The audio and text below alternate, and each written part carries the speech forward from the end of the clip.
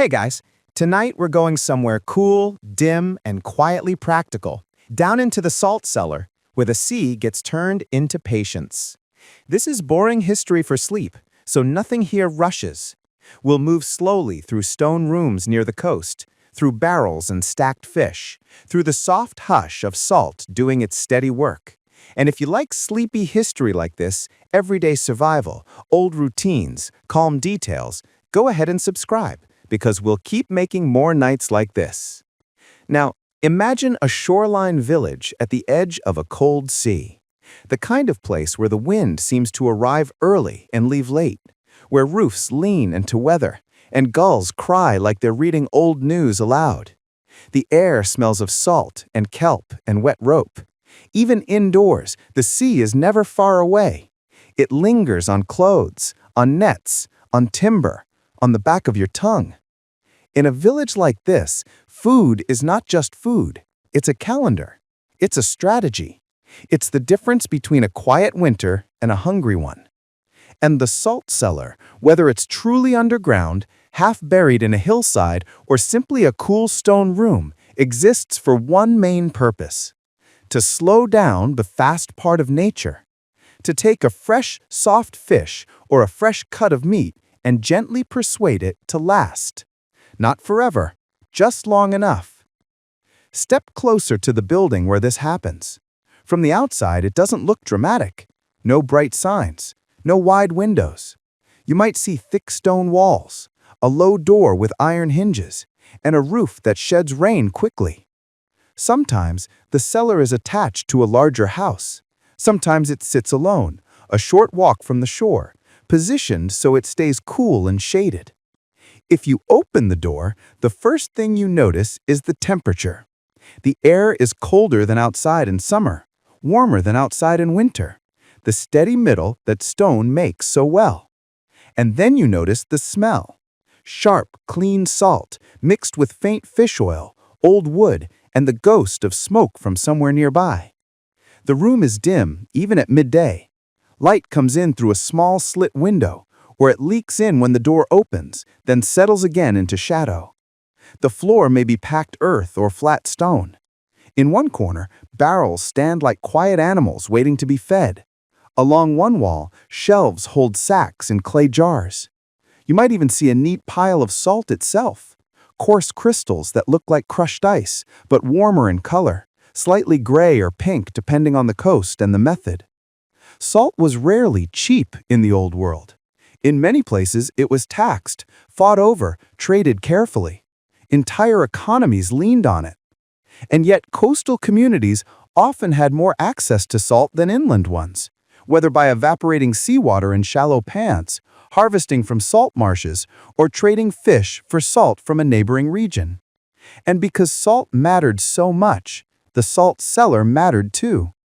This room was a kind of promise that summer's catch could be eaten in winter's dark, that storms and bad luck would hurt less because something had been tucked away safely. Now, let's picture the work itself, because the work is where the quietness begins. It's early morning. The sea has been generous enough that nets came in heavy. People on the beach are already moving like a practiced dance, unhooking fish, sorting by size, gutting with quick hands. Knives flash, not in a dramatic way, but in a steady, familiar rhythm. Gulls watch from a distance, pretending not to care while caring deeply. The fish are carried to the salt room in baskets or on boards. There's no long delay. Freshness is a fragile thing. Inside, the curing begins. A simple table might sit near the entrance, stained from years of use. Fish are split and laid open. Sometimes they're cut into fillets, sometimes kept whole but cleaned. The goal is to expose surface area and remove what spoils quickly. Then, salt is applied. Not a delicate sprinkle. This is practical, generous salting. Coarse crystals rubbed into flesh, pressed into edges, packed into cavities. If you've ever salted something in a modern kitchen, this will seem like too much. But that's the point. Salt is doing a job with physics and chemistry. It pulls water outward. It lowers the easy moisture that bacteria need to multiply. It changes the environment so spoilage slows. In very simple terms, salt doesn't freeze time, but it drags time's feet. The fish are then layered, often in barrels or in trough-like boxes. A layer of fish, a layer of salt. Fish, salt, fish, salt. The weight of the layers presses down gently. A lid goes on, sometimes with a stone on top, creating pressure that helps liquid drain. Soon, brine forms, salt water drawn out of the fish, turning into a heavy, sharp-smelling liquid that collects at the bottom. In some setups, a small hole or spigot allows brine to drain away so the fish don't sit too wet. In other cases, fish are intentionally held in brine for certain styles of curing. Either way, it's all very calm. Nothing leaps, nothing crackles. There is no instant transformation you can watch. Curing is quiet chemistry. And while the barrels sit, the cellar becomes a room of slow changes. If you return the next day, things look similar but not identical. The fish are firmer. The surface has changed color, less translucent, more opaque. The smell is sharper but not rotten. The salt looks damp, clumped. The barrel staves darken where brine has seeped in. Days pass, weeks. Some fish will be eaten salted, later soaked in fresh water to soften the saltiness. Others will be dried after salting. The sea wind helps then. Fish hung on racks outdoors or in airy sheds where the salt discourages rot while air and time pull away the rest of the moisture. And this is where coastal villages became experts in the in-between. Not fully fresh, not fully dry, not raw, not cooked. Food transformed into something that can travel through winter. And the salt cellar supports this by being stable. Thick walls block sudden heat. Little windows limit sunlight. The door seals in coolness. The air inside is relatively still, and the salt itself helps discourage dampness that would invite mold. If the village is far north, the cellar might be partly dug into earth. If it's rocky coastline, the cellar might be carved into stone. If trees are scarce, driftwood becomes beams and racks. If iron is precious, wooden pegs and rope do most of the work. Everything depends on what the land offers. And in the evenings, when the bay's fishing is finished, the cellar door is closed again. The room returns to quiet. Barrels stand in rows. Salt rests in sacks. Racks wait empty or full depending on the season. Outside, the sea continues its loud, indifferent motion. Inside, the sea has been captured into something softer. Crystals, brine, and patience. There is something deeply sleep-friendly about that. The idea that survival is not always about hard fights and dramatic moments. Sometimes it's a cool room and a repetitive task. Sometimes it's layering fish and salt until winter becomes less frightening. Now, before we leave this first segment, notice the soundscape. Inside the cellar, you might hear only tiny things. A slow drip of brine into a clay pot. A faint creak of wood as it swells. Footsteps muffled on packed earth. Maybe the distant crash of waves filtered through thick walls until it becomes more like a low breath than a roar. And if you stay there long enough in your imagination, you can feel your own breathing match that pace. Slow, steady, unhurried. That is the silent curing, not only of food, but of the mind. Salt drawing out the excess moisture of the day, leaving behind something simpler, firmer, calmer. So for tonight, let the salt cellar hold your thoughts the way it holds the sea's harvest. Let the busy parts settle into brine and drain away. Let what remains become quiet and steady. You don't have to do anything else right now. The barrels are stacked. The door is closed. The work is already underway. And you can rest. By the time salt reaches the cellar, it has already lived a long, quiet life. Sun and wind pulled it out of water, or fire boiled it patiently into crystals. But the salt cellar is where that patience gets used. This is where the sea's sharpness becomes a tool, not a taste. A tool for shaping time. And the main instruments of that tool are simple: barrels, boards, stones, and weight. If you want to feel how curing really works, don't start with chemistry words. Start with the sensation of stacking, the slow heaviness of layers, the way pressure changes things without anyone watching. Imagine the cellar again, dim, cool, smelling of salt and old wood. Along one wall stand barrels, round, ribbed, bound with hoops. Some barrels are tall enough to reach a person's chest. Others are shorter, wider, easier to reach into. Their lids sit nearby like round wooden tables. The hoops might be iron if the village is prosperous, or wood if metal is scarce. Either way, the barrel is a quiet machine designed to hold wetness and encourage it to move. Now, picture the workday of curing in this room. Fish arrive cleaned and split. Their mouths no longer move, their eyes no longer shine. They are simply food now, and the goal is respectful use. To waste as little as possible, to make as much as possible last. A worker spreads a rough cloth on the table and lays the fish open. With practiced hands, they rub salt into every crease. Not aggressively, just thoroughly. Salt goes along the backbone line, into the belly cavity, over the thickest parts of flesh.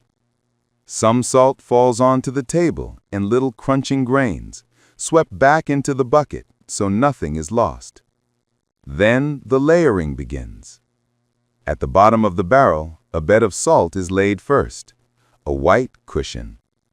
This keeps the first fish from sitting directly against damp wood and gives brine a place to form. Onto that salt bed, the first fish are placed in a neat ring, heads toward the outside, tails toward the center. Or whatever arrangement that community has learned stacks best. Over that, more salt. Then another ring of fish. Salt, fish, salt. The pattern matters not because anyone loves neatness for its own sake, but because gaps invite spoilage. Air pockets become little worlds where unwanted growth can begin. A good curing stack is tight, even, consistent. And at the end, a board or lid is placed on top of the layers. Then weight is added, a stone, or a wooden crossbar with a tightened rope, or another barrel laid carefully above. The point is to press down gently but firmly so the fish release liquid and settle. This is where brine is born. Salt pulls water out of fish. That water mixes with salt and becomes brine. The brine is heavier than fresh water. It sinks down through the layers, carrying dissolved salt with it. It seeps into every gap, filling spaces air might otherwise claim. It creates a stable, salty environment where spoilage slows dramatically. If you lean close, you can sometimes hear it, a faint, slow, wet sound, like a tiny drip or sigh from inside the barrel. That's the brine finding its level. It's the weight of time becoming liquid. In some cellars, barrels have a small hole at the bottom to drain excess brine into a clay pot. In others, brine is kept inside intentionally, depending on the style of curing. Both approaches can work, but both rely on the same principle. Salt wants to control where water goes. And once the barrel is sealed and weighted, the most important job becomes waiting. But waiting in a cellar is not doing nothing. It's a kind of situation awareness. It's small checks, quiet maintenance, tiny adjustments. A worker might come in each morning and run their hands along the barrel hoops, feeling if wood has swelled. They might lift the lid slightly and sniff. Sharp and clean is good. Sour, sweet, rotten is not. They might press the weight and see if the stack has settled. If it has, they add more fish and salt, or adjust the board, or tighten the crossbar. Sometimes brine is skimmed off. Sometimes salt is topped up. Sometimes a barrel is moved to a colder corner, away from the door where outside air swings in. The cellar is like a slow instrument that must stay in tune. And the barrels themselves are not all equal. Some are older, their wood saturated with years of salt and fish oils. Those barrels can be excellent for certain cures because their staves are seasoned. Other barrels are newer and need more careful watching because fresh wood behaves differently, swelling, leaking, cracking. So, over years, a household or community develops a kind of barrel knowledge. This one is good for herring, that one for larger fish, this one for meat in emergency years, that one for brine itself. Some cellars even keep mother brine, a very strong salty liquid saved from previous batches, used to start new cures with more consistency. When fresh fish are packed, a ladle of old brine may be poured in, speeding the formation of a stable environment. It's like sourdough starter, but for preservation. A little bit of yesterday guiding today. Now, if you let your mind drift, you can focus on the simplest, most sleep-friendly part of all, the act of stacking. Fish, salt, fish, salt. The way hands repeat the motion without hurry. The way the barrel fills steadily. The way weight settles. It's like building a soft tower of time, one layer at a time, until the day is tucked away. So tonight, you can treat your own thoughts like that. Any sharp or noisy thought can be rubbed with salt, not harshness, but calm, then placed in a layer, under another layer, covered, weighted gently with a blanket of sleep. The worries don't need to be solved tonight to be contained. They can be stored safely, pressed into stillness, until morning when you can choose what to lift out. In the cellar, nothing is dramatic. The sea has been made quiet. The barrels hold steady. The brine does its slow work. And you, like the village after a long curing day, can close the door, dim the lantern, and let time pass in the most gentle way possible. If the salt cellar is the quiet room where food learns to last, then somewhere nearby, sometimes along the shore, sometimes in a sheltered inlet, sometimes far inland where salty springs rise, there is another kind of quiet place, a flatter place, a brighter place, the salt works. And while the cellar feels dim, cool, and stone-heavy, the salt works is the opposite. Open air, broad sky, and shallow water that does not rush. It spreads itself thin and waits to change. Because before you can layer fish with salt, you need the salt. In the modern world, you can forget how strange that is. You can buy salt like it's nothing, bright, dry crystals poured from a shaker. But for most of history, salt was a slow product, made by careful systems and predictable patience. Even when it came from the sea, it was not simply there. It had to be coaxed out. So let's walk, gently, from the cool cellar back into coastal air. Imagine early summer at a windy shoreline. The clouds are higher now. The light lasts longer. The sea looks calmed from afar, but up close it never stops moving, never stops rearranging itself. On the land side, however, people have made a different kind of water, water that stays. They've done it with shallow pans. At the simplest level, a salt pan is just a wide, shallow basin where seawater can sit long enough for sun and wind to steal the water away. The shallower the water, the faster it gives up its moisture. The flatter the surface, the more exposure it has to air. And the more patient your routine, the more predictable your harvest becomes. Salt pans can be made from clay, stone, packed earth lined with clay, wood, or later, tiles. In different regions, you can see different variations, but the principle stays the same. Make water thin, divot time, and let it become crystals. Picture a row of pans near the shore, arranged like quiet mirrors. Each pan is only a hand's breadth deep, maybe less. In the morning, workers bring seawater in buckets or channels, letting it flow in, then closing the sluice. The water settles. Its surface smooths out. For a moment, it reflects the sky so clearly that it feels almost like a second sky lying on the ground. Then the day begins to work. Wind passes over the surface. Sun warms it. Water rises invisibly as vapor. The pan slowly concentrates its salt. There is no dramatic moment, just a steady thinning, a steady tightening of the water's character. Over days, you can see the change. The water becomes heavier, more briny. It feels different on the skin. It tastes sharper. It beads differently on fingers. And then, like a quiet decision, crystals begin to appear. First, a faint, pale scum along the edges. Then tiny glittering grains at the bottom.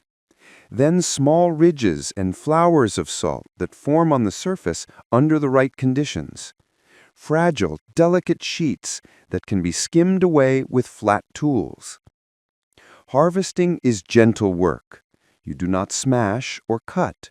You rake, you skim, you lift. Imagine a worker stepping along the edge of a pan with a long-handled wooden rake. Their boots are crusted white at the edges from old dried brine. Their sleeves are rolled. The air is warm but not hot. The sea breeze keeps sweat from becoming miserable. They draw the rake through the pan, and crystals drift together like snow and water. They gather the salt into a small pile along one side of the basin, where it can drain more.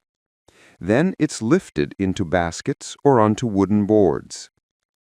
If you listen, you might hear the faint scrape of wood on packed clay, the soft shushing sound of crystals sliding, the distant sea, gull cries overhead, and always the wind. Because wind is the true machine here. The wind does the lifting without hands. It removes water from every surface it touches. It dries ropes and nets and fish racks, and it dries salt pans too. In some places, the sun is too shy or the air too wet for large salt works to thrive. In those places, people used fire instead. Boiling seawater or salty spring water in large metal kettles, day after day, feeding the flames with wood, peat, or whatever fuel they could find. This was salt making by heat rather than by weather. It was more expensive. It demanded more labor, more fuel, more attention. But it could be done when the sky refused to cooperate. Picture a salt house, a smoky building where large pans or kettles sit above fires. Brine is poured in, boiled down, and scraped. Steam hangs in the air. Everything feels damp and salty. The workers' hair, skin, and clothing smell sharp, like dried seaweed. The walls crust with salt over time. It is hard work, and it makes the quiet salt cellar feel like a reward afterward.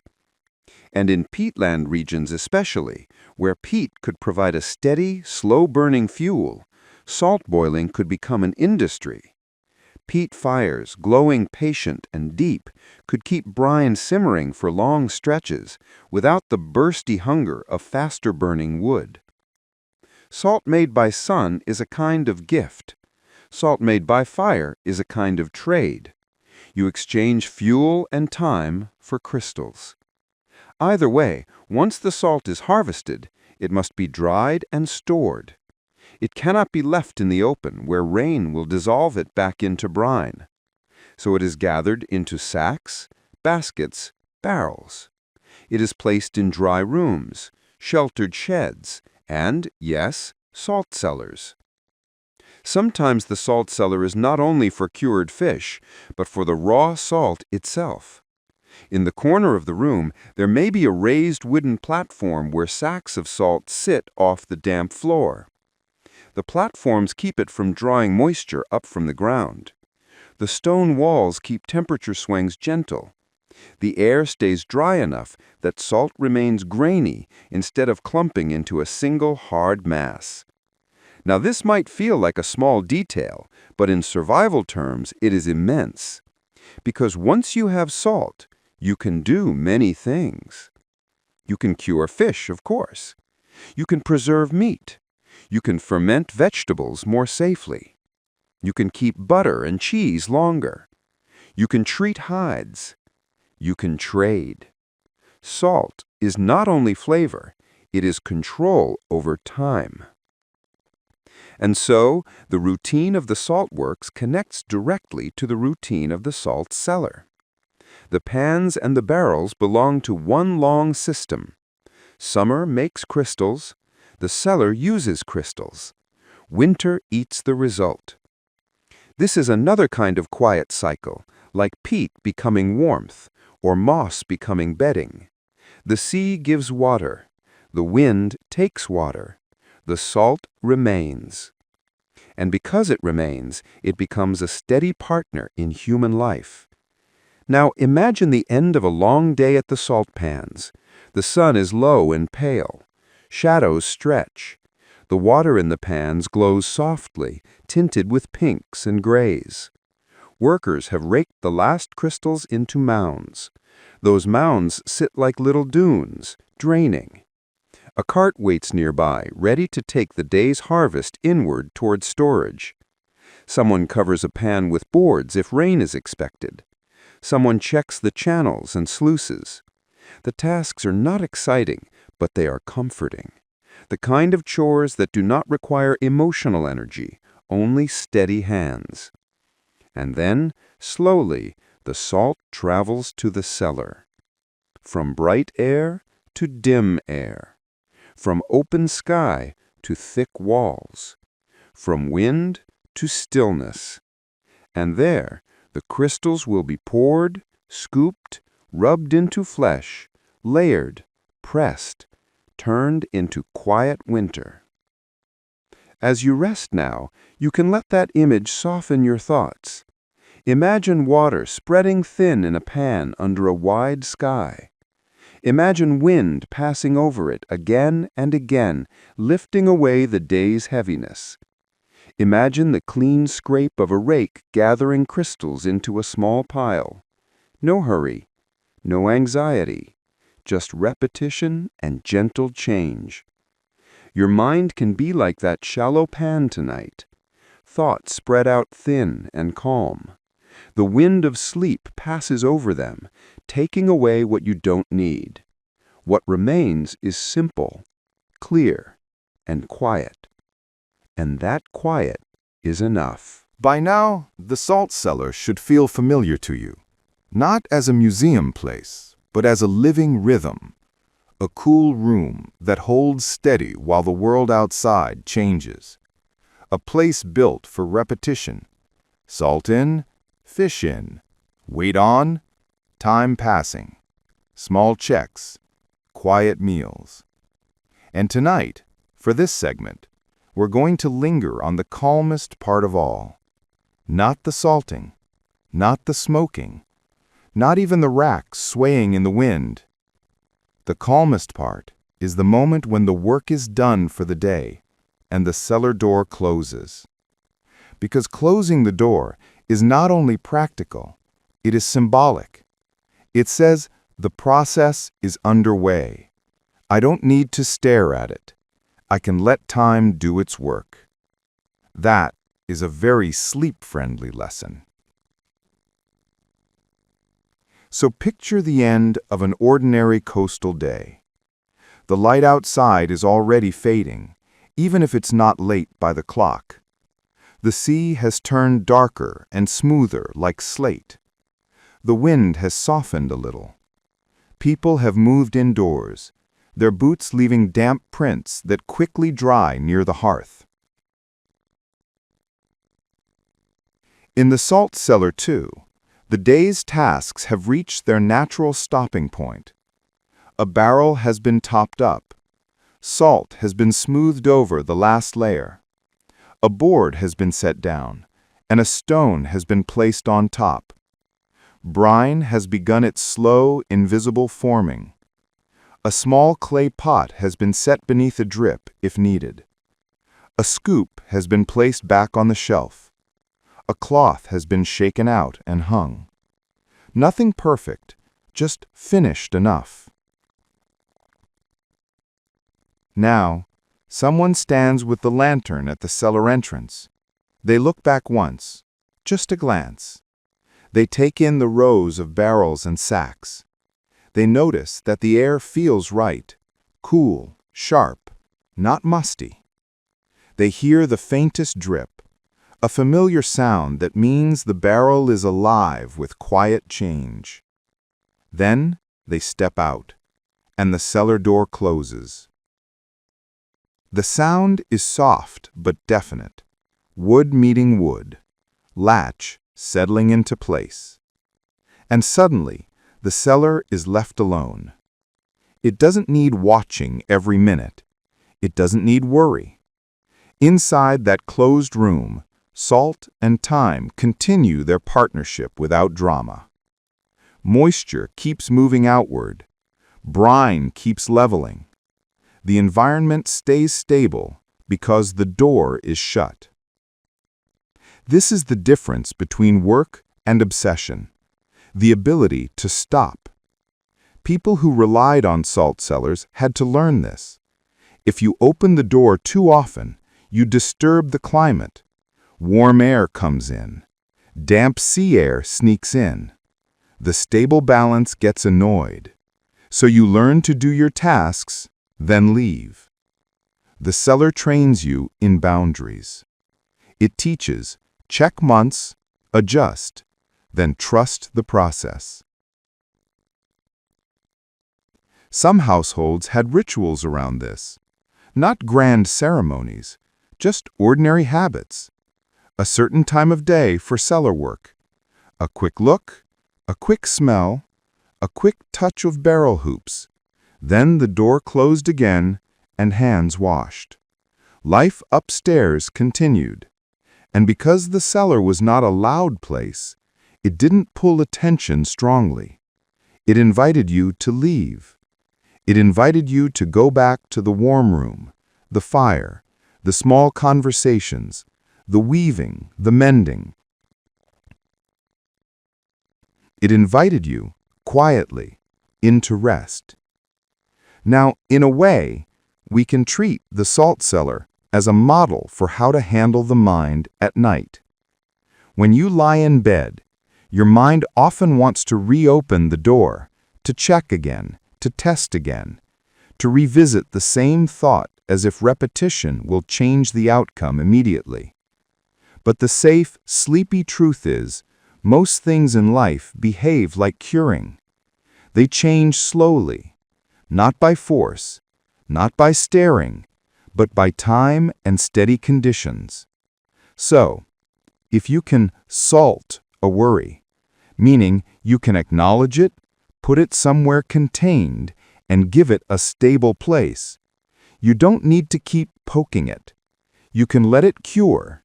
You can let tomorrow's daylight be part of the fix. Tonight, you can practice that closing door moment. Here's how it might feel. In the simplest terms, take one thought that keeps bothering you. Imagine placing it in a barrel. Add a layer of salt.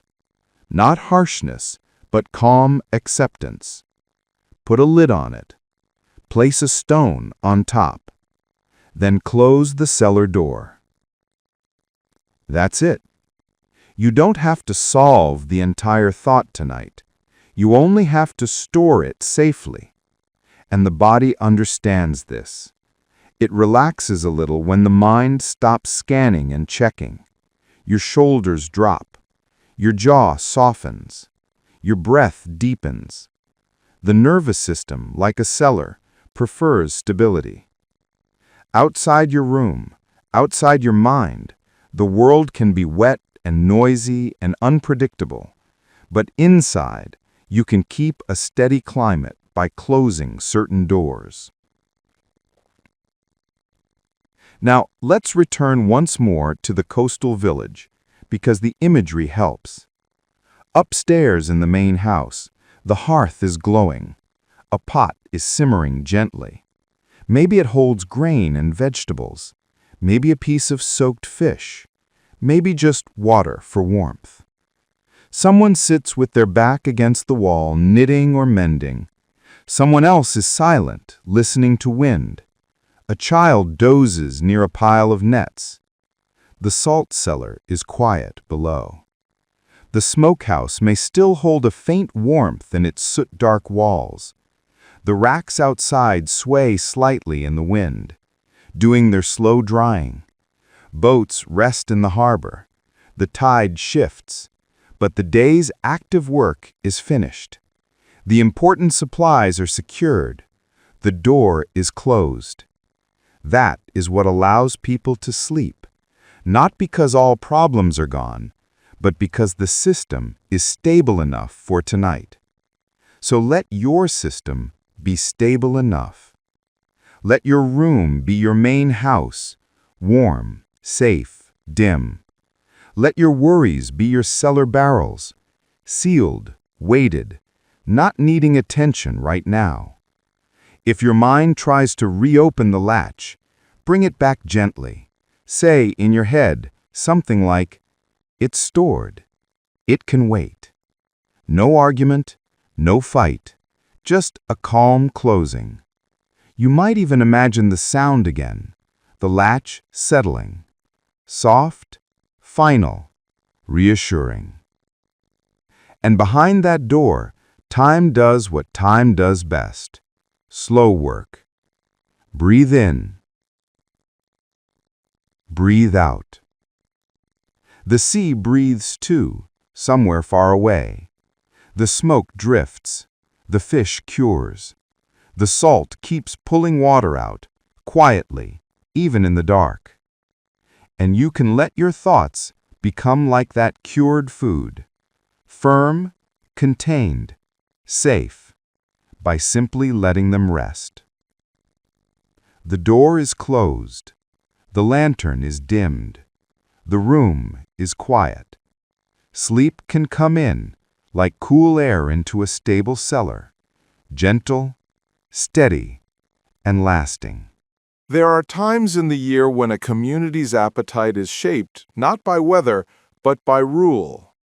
In many parts of Europe and beyond, long stretches of the calendar were marked by fasting days, periods when certain foods, especially meat, were restricted for religious or cultural reasons.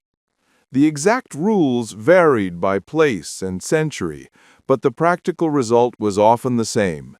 Fish and preserved foods became unusually important, not only as emergency reserves, but as predictable staples. And predictability in a pre-modern world is a kind of comfort. So tonight, let's follow the quiet thread that ties salt cellars to calendars. How cured fish fed monasteries and towns, how barrels moved in steady seasonal rhythms, and how silent curing became part of a wider social schedule. Imagine a coastal settlement that trades regularly with a nearby town. The town has markets, craftspeople, perhaps a monastery or church community.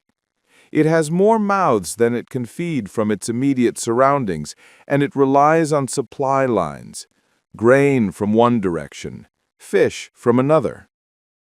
Now imagine the approach of a fasting season. You can almost feel it in the village's routines before anyone says it out loud.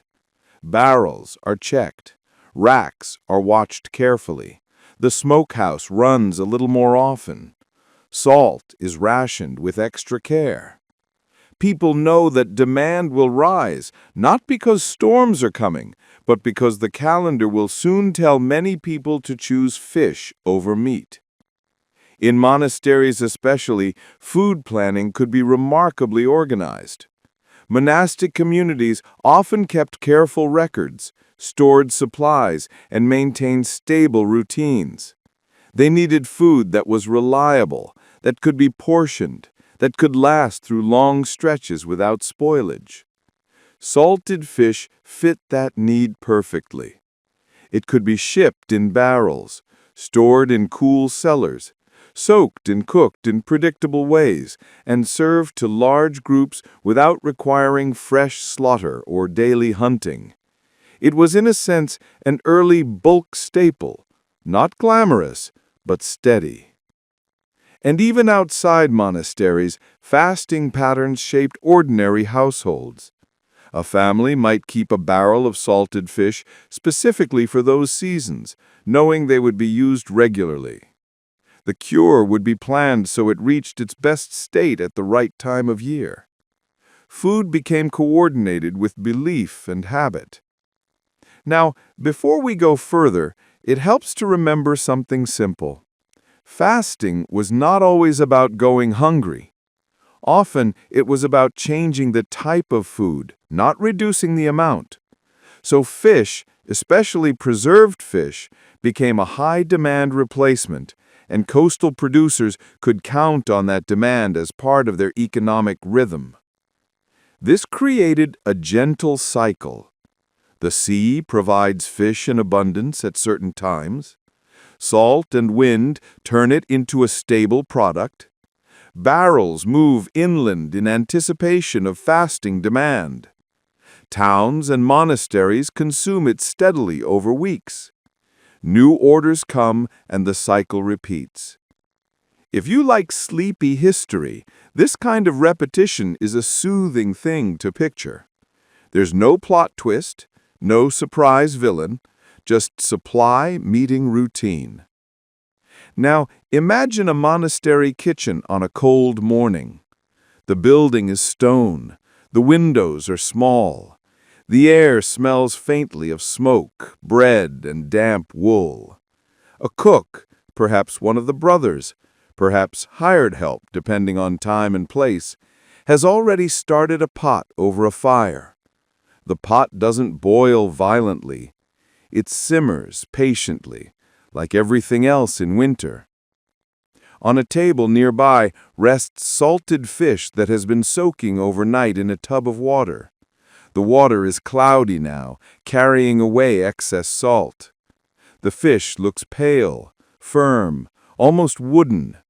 When touched, it bends reluctantly like a dried board that has softened slightly.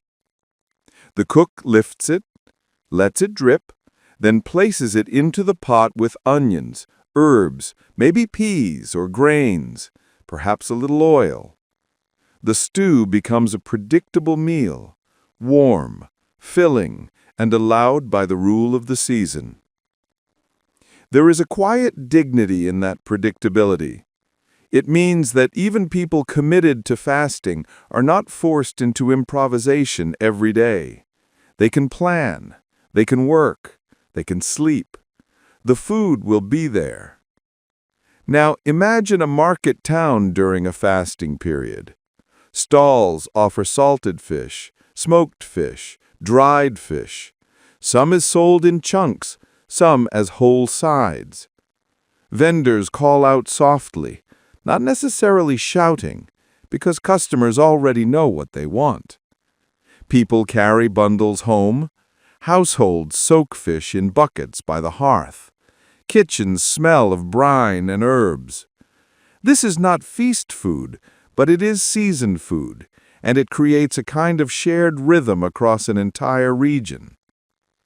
This shared rhythm also influences production back at the coast. If you know that demand rises in particular months, you cure accordingly. You might reserve stronger cures for long travel and long storage. You might smoke more heavily for certain buyers. You might dry fish longer for towns that lack cool cellars. All these choices are part of a quiet economy shaped by the calendar. Sometimes this even affected which fish were preferred. In some places, herring became a fasting staple because it could be caught in huge numbers and preserved cheaply. In others, cod or similar larger fish became dominant because it dried well and traveled reliably as stockfish. And over time, these patterns could shape entire coastal industries. Fleets timing their work, labor networks forming to process catches quickly, salt supplies secured well ahead of the season. All because predictable demand is powerful. In a world where storms, crop failures, and illness created constant uncertainty, anything predictable, like a recurring fasting season, could become a kind of anchor. Not always a comfortable anchor, but a stable one. Now, let's bring it back to the salt cellar itself. Imagine a household cellar with 2 barrels. One barrel is general, used for everyday needs and trade. The other barrel is fasting barrel, saved for periods when fish will be eaten more frequently. The family checks it carefully. They keep it in the best corner, coolest, driest, safest. They don't take from it casually. It is a calendar barrel. As that season approaches, the household might begin soaking pieces more often. Pots with fish appear on the hearth more regularly. The smell becomes familiar. Children learn the taste early. Salty, then softened by water, then warmed by cooking. And because the meal is repeated, the body becomes used to it. The food becomes less special and more steady. It becomes part of what winter means. If you step back even further, you can see something interesting. Preservation does not only protect against hunger, it supports social structure. It allows rules and seasons to exist without turning into chaos. It allows communities to coordinate their eating habits across long distances. Salt, in other words, makes obedience practical. Now, you don't need to hold any heavy ideas tonight. The sleep-friendly version of this is simpler. A salt cellar is a place where repetition becomes safety, and fasting seasons are another form of repetition, social repetition, made possible by preserved food. So let your mind rest in that gentle repeating rhythm. Salt applied, barrel stacked, time passes, fish soaked, pot simmers, meal repeats, season moves on. It's a loop that doesn't demand creativity. It doesn't demand constant decision-making. It only demands steady attention and then calm acceptance. And that is exactly what sleep is like at its best. You don't need to invent a new world at midnight. You don't need to solve tomorrow. You only need to follow a simple rhythm. Breathe in, breathe out, until the season of wakefulness passes into the season of rest. Somewhere in the village, a barrel sits in a cool cellar, quietly waiting. Somewhere in a town, a pot simmers with softened saltfish. Somewhere between them, the wind moves over racks and smoke drifts from a small house. Everything is repeating. The older salt cellar is calm, but it is not magical. It doesn't freeze the world. It simply slows it. And whenever you slow the world instead of stopping it, you have to keep watching. Quietly, regularly, with small hands-on fixes that prevent big losses. Because the enemies of stored food are not dramatic villains. They are gentle, repeating forces. Moisture, warmth, and time. They arrive like fog, not like armies. So tonight, we'll walk through the quiet risks. Mold bloom, soft spots, leaky brine, damp corners, and the equally quiet solutions that kept Cellars working season after season.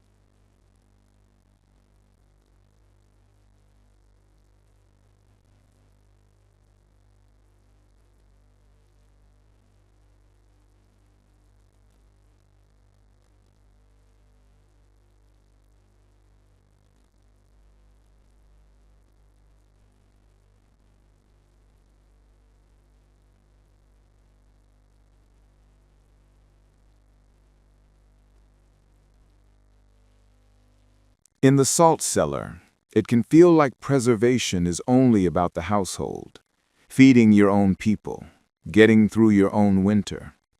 But step back a little, out into the street of the village, and you'll see another truth. Salt and cured fish don't only keep you alive, they connect you to the world. They become trade goods, portable, reliable, and understandable to strangers. They become a kind of language spoken in markets, harbors, and border towns. And in many places, they become so valuable that they behave like money, counted, taxed, guarded, and argued over. So tonight, let's follow a barrel as it leaves the calm of the cellar and enters the bigger, noisier system, without losing that sleepy, steady tone. Because even trade, at its most ordinary level, is often just quiet routines, loading, sealing, weighing, recording, and setting off at a patient pace. Picture the coastal village at mid-morning. The tide is out, exposing dark seaweed and wet stones. Boats sit low on the sand. Nets hang from poles like long, tired curtains. Somewhere near the center of the village, a small group of people are preparing cargo. Barrels. A barrel is a small miracle of design. It can be rolled by one person. It can be sealed with a lid and wedges. It can take bumps without cracking like pottery. It keeps brine and smell mostly contained. It stacks well in storage sheds and ship holds. In short, it turns food into freight. And freight becomes distance. Inside the salt cellar, cured fish is still a wet, heavy thing. Brine clings, salt bites. But when fish is dried further or packed properly, the barrel becomes stable enough to travel. The lid is secured. Sometimes the seams are smeared with resin or fat. Sometimes cloth is tied around the top. A mark might be burned into the lid, a symbol for the household, the village, or the quality. Then the barrel moves. You can hear it as soon as it hits the street, that rolling thump-thump of wood hoops on packed earth. A pair of workers tilt it, guide it, walk it forward in little steps. It is heavy, but it is cooperative. It does not fight the way a sack might spill or a basket might collapse. At the shore, the barrel is slid onto a plank, then into a boat, then later into a larger vessel. Or it's set onto a cart pulled by a horse, or onto a sled in winter when snow creates a smoother road than summer mud. Different routes, same principle. Preserved food can travel farther than fresh food. And because it can travel, it can be exchanged for things the coast does not have. This is where salt becomes more than flavor. It becomes bargaining. Coastal people might trade fish for grain from inland farms.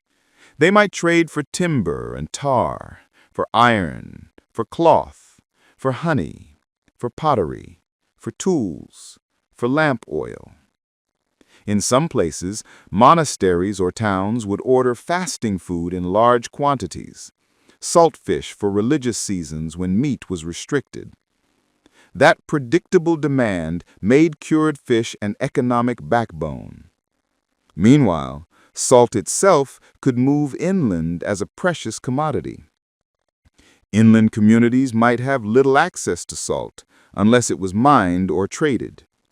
So coastal salt became valuable, not because people wanted fancy dishes, but because everyone needs salt, for health, for preserving, for animals, for hides. In many regions, governments and nobles noticed this value and tried to control it. Salt taxes existed across different places and centuries. Salt stores were monitored. Smuggling became a quiet profession. In some areas, salt was literally kept under lock and key, because a village without salt could be pushed into dependence. But in the everyday world of villagers, the story looks less like politics and more like a series of simple scenes. A merchant arrives with a small scale and a ledger. They sample a piece of fish from a barrel, sniff it, feel the texture. They decide if it's good enough. They bargain. They count out payment, maybe coins, maybe goods, maybe a promise.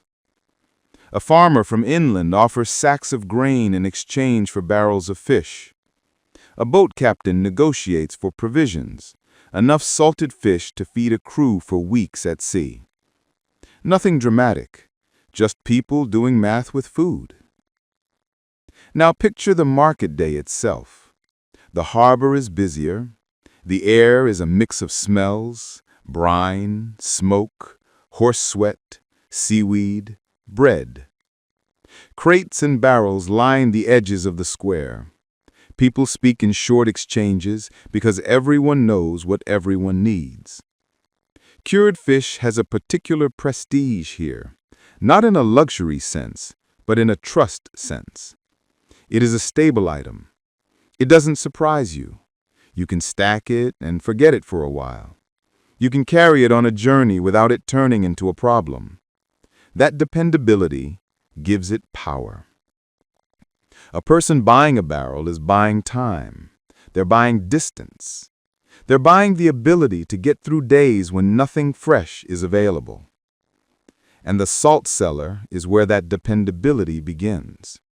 Without the salt cellar's cool stability, without the careful salting and stacking, none of this trade would be possible. The market's noise depends on the cellar's quiet. Now think about ships. On a sailing vessel, preservation is not optional. The sea does not allow you to run to the store. So salted fish, salted meat, hard bread, dried peas, these become the baseline diet. The barrel of cured fish becomes a floating pantry.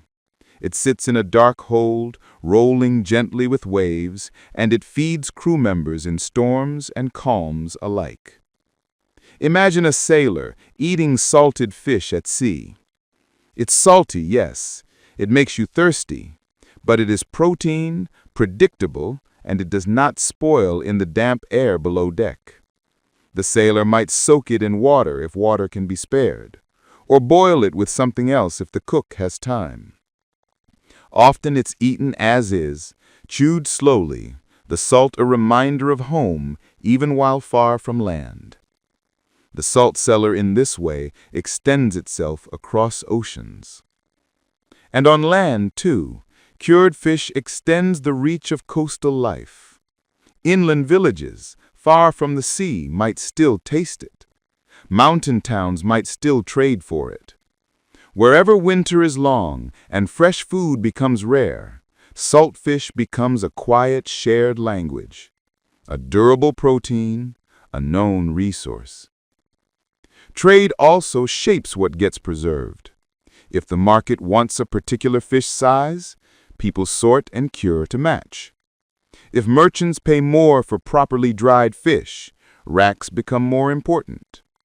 If a distant buyer prefers smoke flavor, smokehouses get busier. The methods of preservation evolve not only for survival, but for demand. Yet even with trade, the work remains calm and physical. Barrels are rolled, lids are hammered, salt is scooped, racks are checked, fires are tended. The economy is built from repeated motions. And those motions are surprisingly soothing to imagine. They are human scale. They are comprehensible. So tonight, if you're lying awake with the feeling that life is too big, too complicated, too full of invisible systems, you can focus on the older kind of system: barrels and salt and wind. A system where cause and effect are easy to see. Salt pulls out water. Brine forms. Food lasts longer. Barrels travel. Trade happens. Winter becomes less frightening. It's a chain of calm logic. In this chain, there is also a quiet comfort. You do not have to be self-sufficient in everything.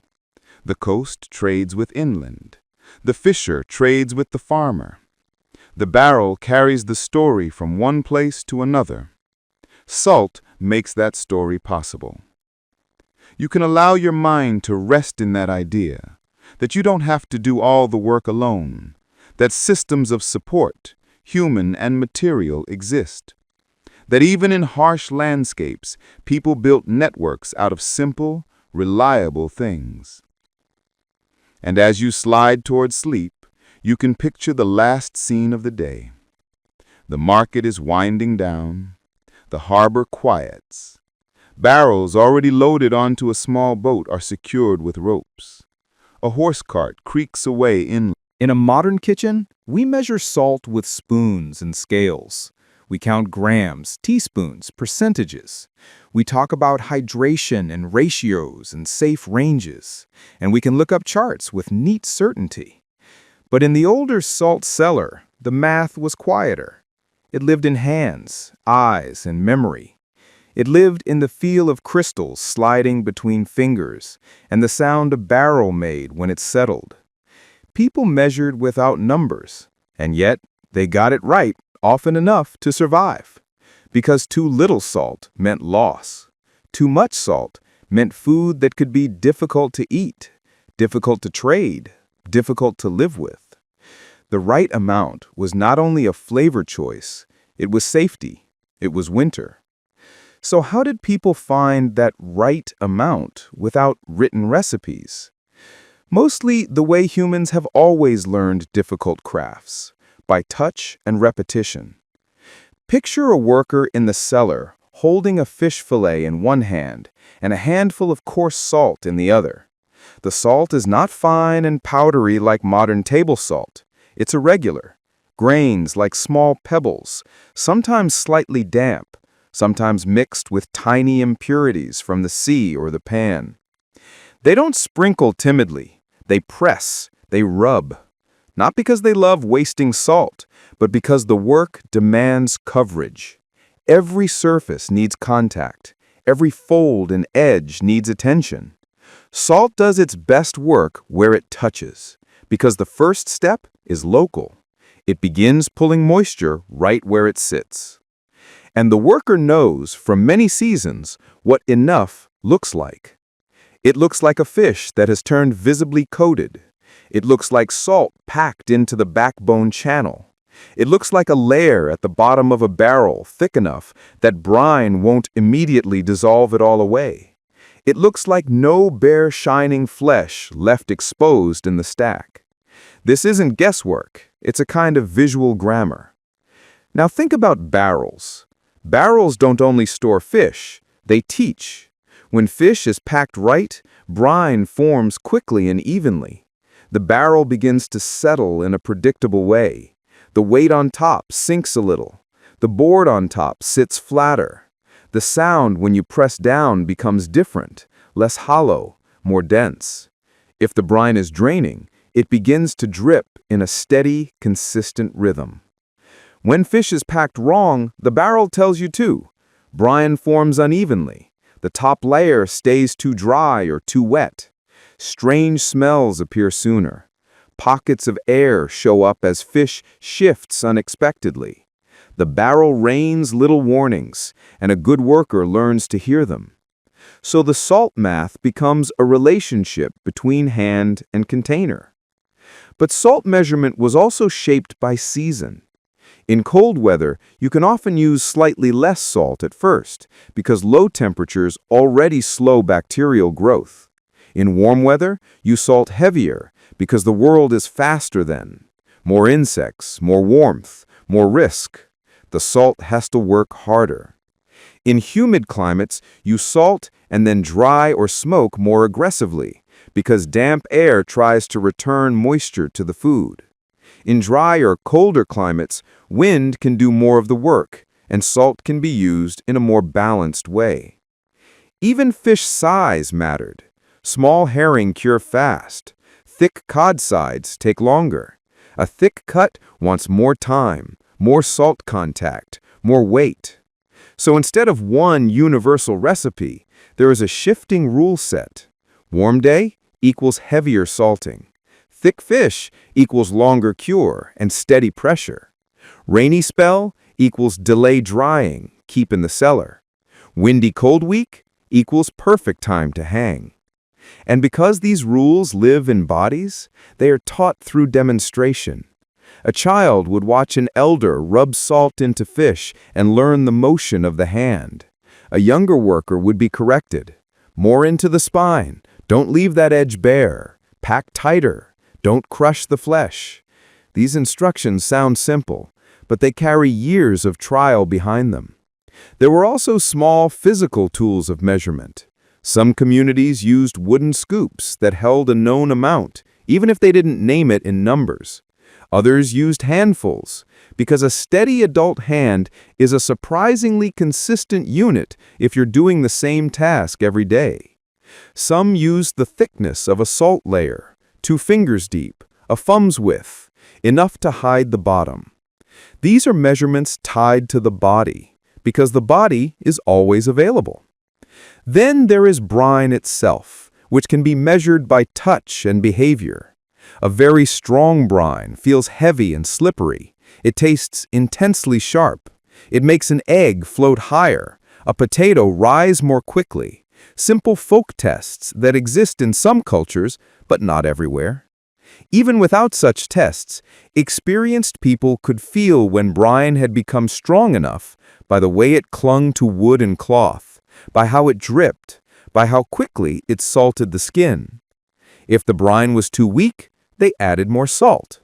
If it was too strong for the intended use, they diluted or soaked the final food longer before cooking. Nothing here is instant, but everything is adjustable.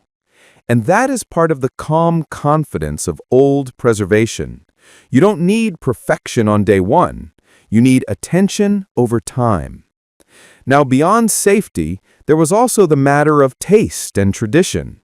Some families liked their fish very salty because it stored longer and matched their cooking habits. They soaked it and boiled it and mixed it with grains. Other families preferred lighter salting because they planned to smoke or dry quickly and they wanted a milder result. Trade played a role too. A merchant might demand fish cured to a certain strength so it could travel. A monastery might require a consistent product for fasting seasons. A ship's provisions might need extra salt to survive damp months at sea. So the quiet math also included social expectation, what people wanted, what they would accept, what they would pay for. In the cellar, this shows up as labeling, sometimes literal, sometimes remembered. This barrel is for the household. This barrel is for trade. This is the hard cure for deep winter. This is the gentler cure for nearer eating. And the cellar itself helps maintain these differences because it's stable. Its cool air slows the world enough that small errors can be corrected before they become disasters. Now, for sleepy minds, there is something soothing about this kind of knowledge. It is not frantic, it is not perfectionist, it is steady attention. Salt does not demand that you do everything at once. It asks you to apply it, then wait, then check, then adjust. That rhythm is almost like a lullaby. Action, rest, action, rest. So tonight, if your thoughts feel unmeasured, too much of this, not enough of that, you can borrow the salt cellar method. You don't need exact numbers for your life either. You don't need to solve every ratio and balance tonight. You can do the human version of quiet math. Give your mind a little calm where it feels exposed.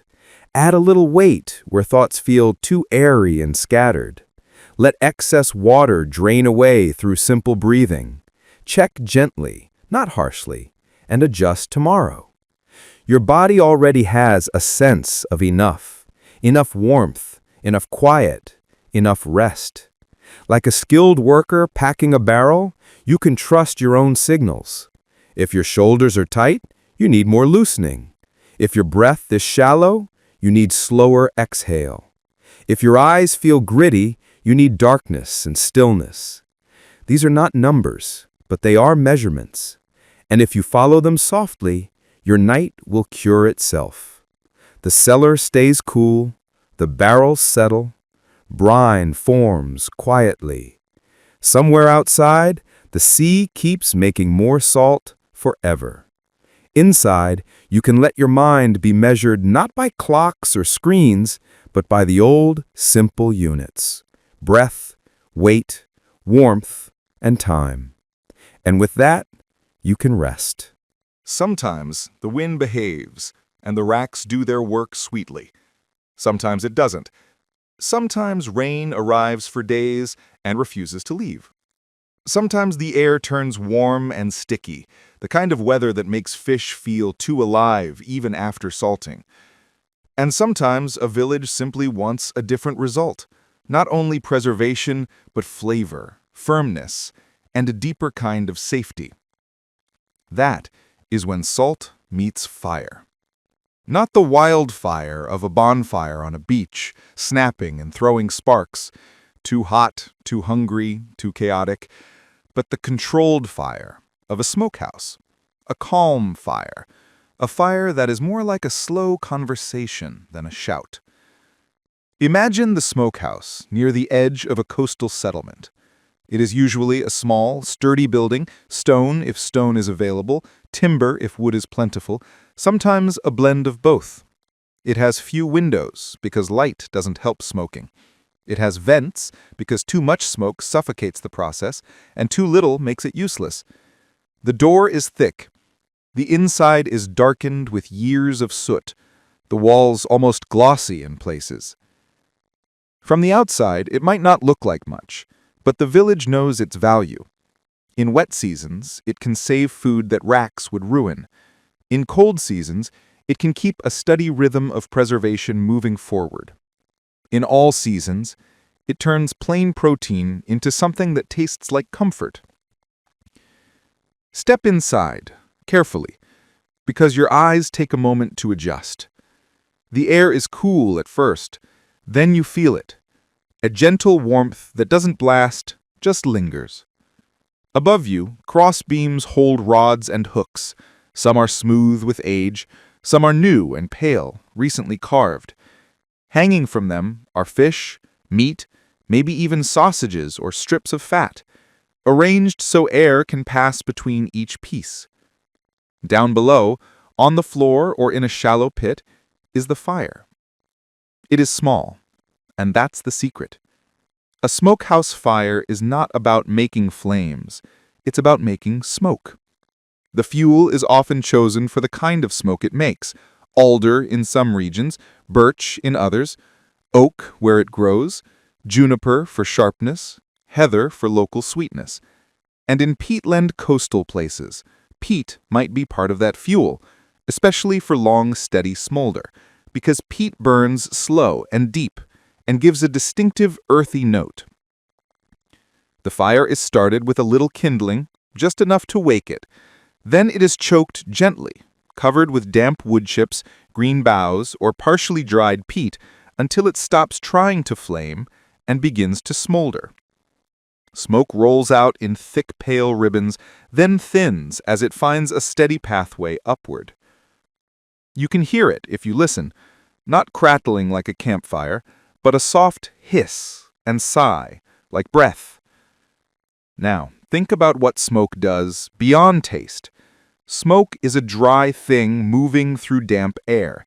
It carries tiny compounds that discourage bacteria and mold. It coats surfaces lightly, adding a layer of protection. And because the smokehouse is warm, it also encourages moisture to leave the food gradually. Not too fast. Fast drying can harden outsides and trap wetness inside, but slowly, consistently, with the fire's calm heat and the smoke's steady movement. Salt helps first by pulling out easy water. Smoking helps next by adding another barrier and another slow drying.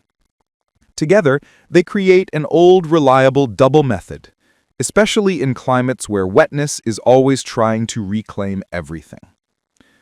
Now picture the routine that produces this calm. Fish arrive already salted, either dry salted or briefly brined. They are rinsed lightly if needed, then patted or left to drip so the surface isn't dripping wet. Then they are hung. Hooks through the thickest part, or loops of cord, or wooden pins. The pieces are spaced out. A good smoker never crowds. Crowding creates damp pockets. The door closes. The fire is adjusted. The vents are watched. And then there is a long stretch of nothing dramatic. Just smoke. The smokehouse becomes a place of quiet surveillance. Someone checks the fire every hour or so, not with panic, but with habitual care. Add a little fuel. Shift a piece of peat. Open a vent slightly. Close it again. The goal is balance. Enough smoke to coat, enough warmth to dry, not so much heat that oil drips and spoils, not so little that moisture lingers too long. Different communities developed different styles. Cold smoking, where the smoke is cool and the process takes longer. Warm smoking, where the heat is higher and the food becomes more immediately edible. Mixed methods, where salting and drying happen first, then smoking finishes. In a small village, this is usually not written down. It's learned by watching, by smelling, by reading how smoke moves, by noticing whether the fish feels tacky at the right stage, because a slightly tacky surface, a pellicle, can hold smoke better. Now imagine the smell. It's not only smoke, it's also salt, fish oil, and wood. It's the smell of something being made safe. If you step out of the smokehouse into fresh sea air, the contrast is sharp. Outside smells wet and clean and windy. Inside smells dense and warm and preserved. People carry this smell on their clothes and hands, just like peat cutters carry peat smoke. It becomes the scent of winter readiness. Once the smoking has gone on long enough, days for some cures, hours for others, the food is taken down and moved to storage. Sometimes it's stored in the salt cellar again, now safer from damp. Sometimes it's stored in airy lofts. Sometimes it's wrapped in cloth and hung where smoke from the household hearth will keep it dry and insect-resistant. The final result is not fragile. Smoked, salted fish can be carried on journeys, traded at markets, eaten in sparse months when nets cannot go out. It's the kind of food that doesn't beg for attention. It just waits. Now, there is a cozy ritual around this too. The first meal from the new batch. Imagine evening in the main house, A small chunk of smoked fish is soaked briefly if it's very salty, then added to a pot with roots and grain. Or it's heated and eaten with bread. The taste is strong, sea, smoke, salt. But in winter, that strength feels like warmth, like a memory of summer caught in a darker flavor. And the smokehouse, after the food is removed, returns to its quiet emptiness. The fire is allowed to die down, ash sits in a thin layer. The beams overhead are darker than before. The building holds on to warmth for a while, then cools. It becomes again a patient tool waiting for the next wet spell. If you want to fall asleep inside this story, focus on how gentle the process is. A small fire, a steady smoke, slow checks, no rush. It's almost like breathing. In, smoke. Out, smoke. In, warmth. Out, warmth. Your own breath can match it. Slow inhale, soft exhale. The day's rawness, like fresh fish, gets salted by calm, then smoked by sleep, until it becomes something firmer and quieter. Something that can be stored without spoiling. You don't have to solve everything tonight. You don't have to finish the day. You can simply preserve it safely and set it aside. The smokehouse knows how to do that. It has done it for generations. So let your thoughts hang on gentle hooks in your mind. Let a cool, steady smoke drift through them. Let the water leave. Let the sharpness become softer, deeper, stable. And when the fire is low and the room is warm enough, you can close the door and rest. After salt has done its first quiet job, pulling water out and making firm, briny flesh, many coastal communities take the next step. They let the wind finish the work.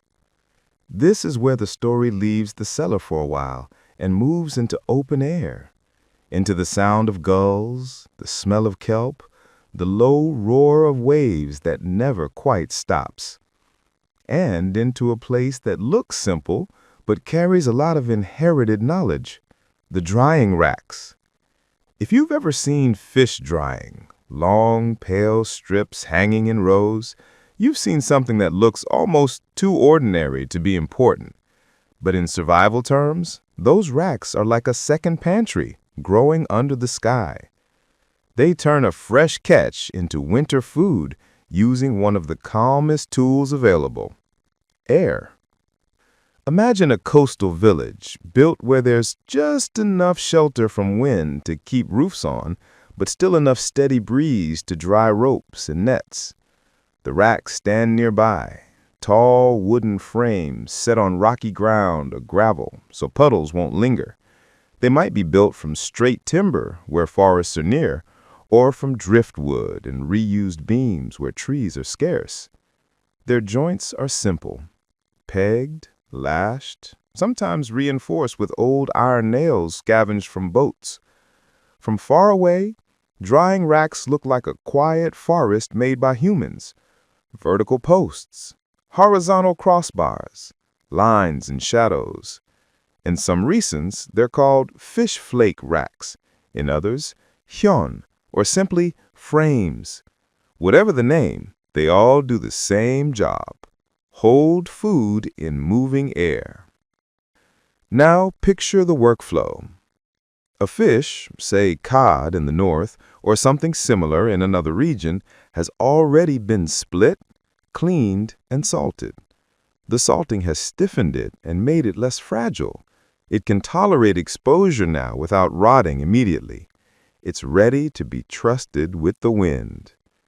Workers carry the fish out in baskets or on boards.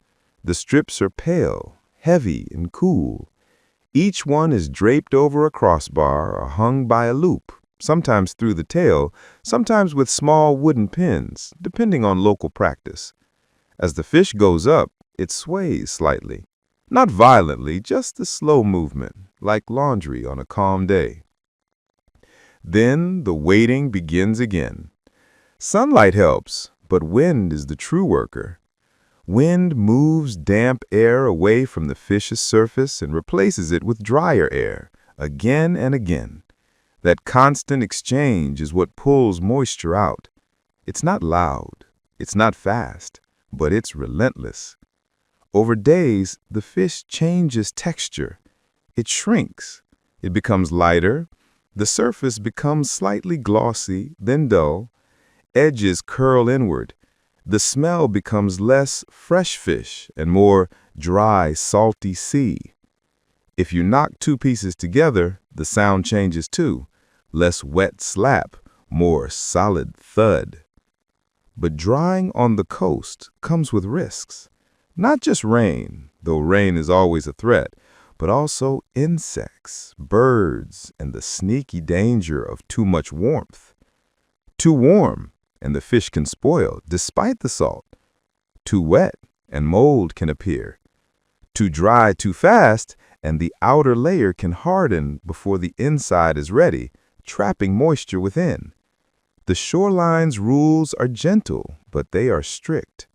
There is an ideal balance, a narrow zone of temperature and airflow where drying works best.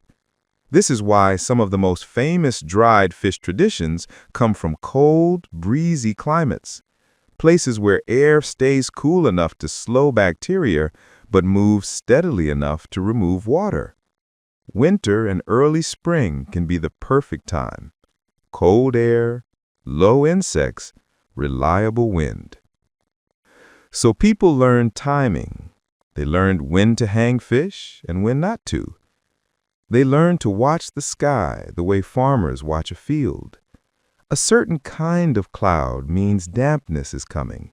A certain wind direction means the racks will dry well today. A warm spell means you might need to move fish into a shed or smokehouse to protect it.